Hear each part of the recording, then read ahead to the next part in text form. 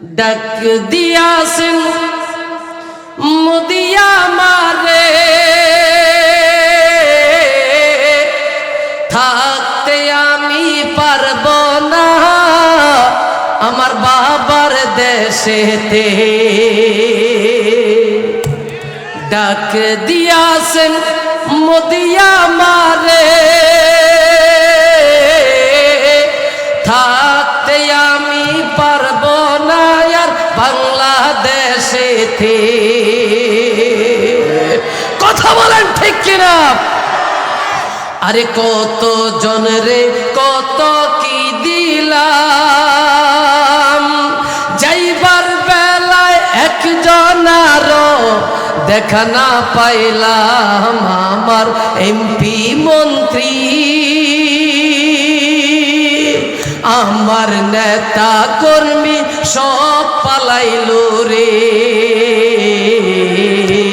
থাকতে আমি পারলাম না আর বাংলাদেশেতে। রাগ করেছেন আপনারা? এই কথা বলতাম না, আজকে এখনো পর্যন্ত তওবা করে না। অথচ আল্লাহ বলেছে তাওবাতান নাসুহা, তওবার দরজা আল্লাহর কাছে খোলা। লা তাকনাতু মির রাহমাতিল্লাহ, আমার রহমত থেকে নৈরাশ হইস না। শয়তানের বাচ্চা মারাউনের কাছে গিয়া এখন মোদির বাচ্চা বাংলাদেশকে নিয়া দুঃস্বপ্ন দেখতেছে। আমরা গাজীপুর কালীগঞ্জ থেকে জানিয়ে দিতে চাই, বাংলাদেশ ওলি আল্লাহর দেশ, শাহজালালের দেশ, শাহপরানের দেশ, শাইখুল হাদিসের দেশ, চরমনের পীরের দেশ, মুফতি আমিনের দেশ, আল্লামা সাঈদের দেশ। এই দেশ নিয়া পায়তারা করলে মোদির চামড়াও থাকবে না।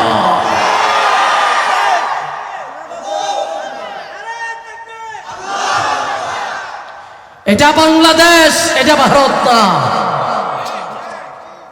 ভারতে বাংলাদেশের মুসলমান যারা যায় তাদেরকে এখন মারতেছে।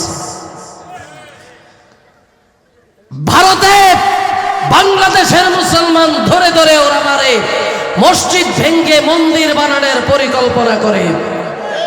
মনে রাখতে হবে আমাদের হাতে কিচ্ছু নাই, আমাদের জবানে আছে আল্লাহু আকবার, হাতে আছে ওই শরীয়তুল্লাহর বাঁশের লাঠি। কিচ্ছু লাগবে না। আর আল্লাহর কুতুবদের মতো শুধু পানির উপরে শাহজালাল মুজাররদ ইয়ামানির মতো পানির ভিতরে চাই নামাজ বিছাইয়া তাকবীর দেব, এক তাকবীরে আমার ভারতবর্ষ মুসলমানরা দখল করবে ইনশাআল্লাহ। সেই দিন খুব নিকটে চলে আসছে। মনে রাখবেন, আবার বাবরি মসজিদ ভেঙ্গে ওরা মন্দির করেছে, শীঘ্রই আবার ওই মন্দির ভেঙে বাবরি মসজিদ পুনরায় দখল হবে ইনশাআল্লাহ। কথা বলেন ঠিক কিনা? ইনশাআল্লাহ বলেন। তবে এতদিন আমরা কোনো কথা বলি নাই, তবে আমি বলেছি, আমি ঠিকই লড়ে আসছি একা আল্লাহর উপর ভরসা করে। এই জন্য আমাকে একবার নয়, দুইবার নয়, আমাকে শাইখুল হাদিস আল্লামা আজিজুল হক রহমতুল্লাহি আলাইহি আজকে এই 12/12/2012 এই তারিখে মুফতি ফজলুল হক আমিনী রহমতুল্লাহি আলাইহি তাকে ওরা গৃহবন্দী রেখে হত্যা করেছে, ওরা মেরে ফেলেছে। স্বৈরাচারের বাচ্চা আল্লামা সাঈদীকে ওরা মেরে ফেলেছে।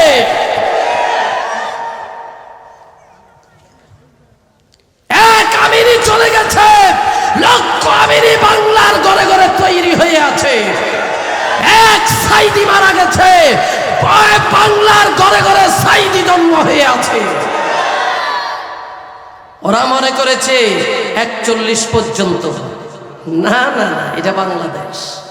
এটা কি? এটা কি বাংলাদেশ? আমাকে তখনও নিচে জেলে 21 সালেও দিচ্ছে জেলে। এই 21 সালে তার আগের বছরই মনে হয় আপনাদের এখানে আসছিল। তখন আমাকে জেলে নিছে 1 বছর, বরাবর গড়ি ধরা 10টা মাস।